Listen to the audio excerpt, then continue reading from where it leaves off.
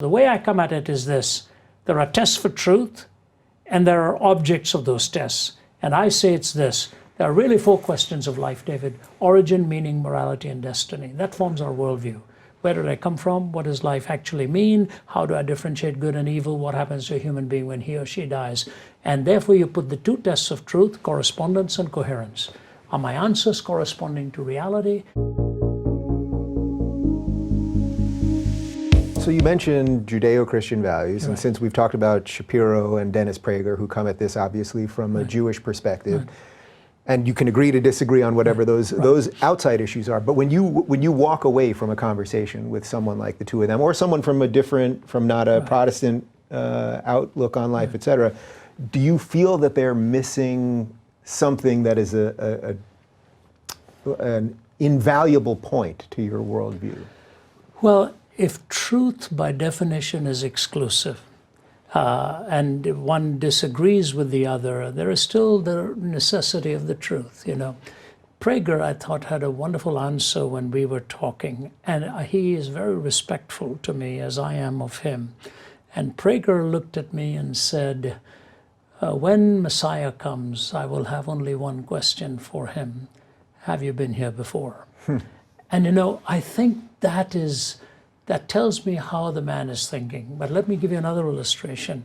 There's a very great Hebrew scholar in Jerusalem. I was writing a book on comparative worldviews, and I spent some hours with him. Brilliant guy, Moishe Sharon. He has written more on the inscriptions in the Middle East than anybody else, multiple volumes, if I'm not mistaken, 20 or 30 volumes. And he looked at me at one point and he said this. He said, Mr. Zacharias, you and I may have our differences, but we have one very essential thing in common. I said, what is that, sir? He said, our goal in life is to have communion with God. I said, I agree with you. And then he went on to say something fascinating about how he differed from other religious worldviews on that matter, but not with the Christian worldview. And that's why I think the Judeo-Christian worldview. And Ben Shapiro said to me, you know, what was missing in the Old Testament? What was wrong? I said, no, it was not wrong. It was the gradual unfolding of that relationship with God that we were offered, and that the grace that is given to you and me right from the beginning has hints of this. And the mirror of the law told me my face was dirty, but the mirror couldn't clean my face. I had to go to the faucet to find that cleansing. I said, so it's a complementariness and a completion. But to get to the heart of your question, yes, I would go back and say, you know, there's one link here that is not as strong. He may think the same of me. Yeah. So the way I come at it is this: there are tests for truth, and there are objects of those tests. And I say it's this: there are really 4 questions of life, David. Origin, meaning, morality, and destiny. That forms our worldview. Where did I come from? What does life actually mean? How do I differentiate good and evil? What happens to a human being when he or she dies? And therefore you put the 2 tests of truth: correspondence and coherence. Are my answers corresponding to reality? When my answers are put together, is there a coherence to them? And to me, in that Judeo-Christian worldview, it meets the 2 tests of coherence and correspondence with the 4 questions of life. So then from there, without getting too lost in the politics of the day, when I watch these debates or just sort of anything that's happening politically, I always am thinking, well, why would I want these people to have any power over my life? They don't seem to be addressing anything that really matters, right? They're not going to really have an honest, you know, they'll maybe ask them a quick question on faith and they give you some glib answer or something like that. But I think part of the issue right now is that politicians feel they can solve all of man's problems. But you would basically argue these are not even for man to solve in the first place, or something like that. I think politics is a necessary evil in our time. But a good politician is the most difficult job in our time. And there are good people out there. I've met them. I know them. And they are the ones who grieve most as to what has happened. Somebody told me from the State Department, I've been here 30 years, I've never seen the mood so toxic as it is now. We need it. We need these structures. But I think we need examples to model it, not just to speak it. And most of the time, as I said, I'm very troubled about what's happening globally. I see it. I see two of the major atheistic religions or the atheistic countries of the world, demagogues in charge of there, not giving their people the freedom to believe or to disbelieve, while they are increasing their footprint all over America. Wait, what's the second? You're talking about China and Russia? And Russia. Yeah. And what are we doing out here? We are fighting each other. You know, there's an old adage, how horses fight and how donkeys fight. When horses fight, they face each other, form a circle, and the attacker comes and they kick against the attacker. When donkeys fight, they form a circle with their backs to each other and face the attacker. And what do? End up kicking each other to death. And so that's the way we are doing politics today. Not all, by the way. There are good politicians there.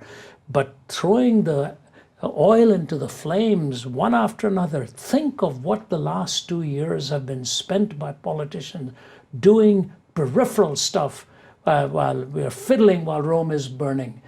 Here I am talking to you in Los Angeles. It grieved me this morning to be sitting having my breakfast in a restaurant with a bowl of cereal and looking at the number of homeless walking by. It just crushed me, you know.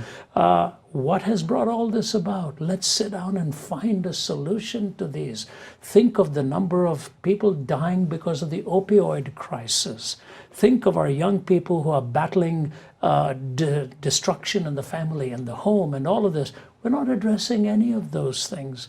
Instead, what were your tax returns? It looks like we are only following the money trail. Yeah. We are not following the trail of conscience and cultural well-being. Well, we seem to be following the shiny object that's ever moving. Yeah. And it provokes those who are with you on your side. Yeah, I've got to punch that guy in the face. Really? And then what? My professor used to say some people are better at smelling rotten eggs than laying good ones. And that's really what we're doing.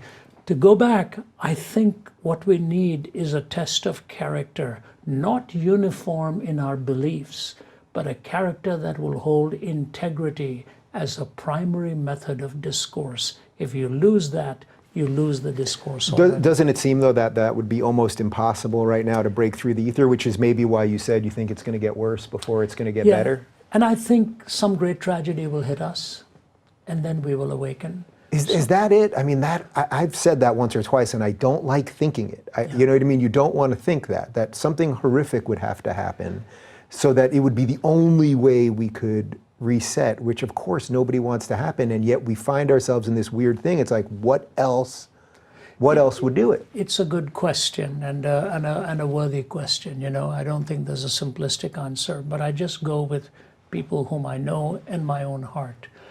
If everything is going well, okay, and then you start worrying about your car, you know, that you bought a lemon and it's not running properly, but all of a sudden you find out one of your children or grandchildren has just been hit in a car wreck and their body is shattered. It changes everything of importance right then. And I know people to whom it's happened. They can be arguing and all of a sudden they find out they've got cancer of the pancreas or something, and the whole demeanor of life changes. So if that's the way sometimes our attention is brought to what really matters, I'm hoping what happens individually and relationally with our friends, it seems to be an intimation of how we ultimately wake up to what's happening. Think of the nuclear threat today. Who in their right mind would want to see a nuclear war? You know, we even just seeing pictures of Hiroshima and Nagasaki, and you say they're hell on earth. But we've got regimes with people who are willing to do things like that. So is it going to take some awful cataclysmic event for us to say, stop, everything has to stop, we have to sit down and talk? I don't know. The only other possibility, David, is this, and that as a man who loves Christ and loves the spiritual world as reality, some great revival breaks out somewhere and hearts get changed and we find a sympathy towards things that really matter, not towards peripheral issues. That's always a possibility. It's happened in history, a dramatic change of heart of an individual. I see it happening in prisons, I see it happening in arenas, and if that happens on a massive scale, which is what a Christian would call a revival, then that would be the only hope. If you're looking for more honest and thoughtful conversations about spirituality instead of nonstop yelling, check out our spirituality playlist. And if you want to watch full interviews on a variety of topics, check out our full episode playlist. They're all right over here. And to get notified of all future videos, be sure to subscribe and click the notification bell.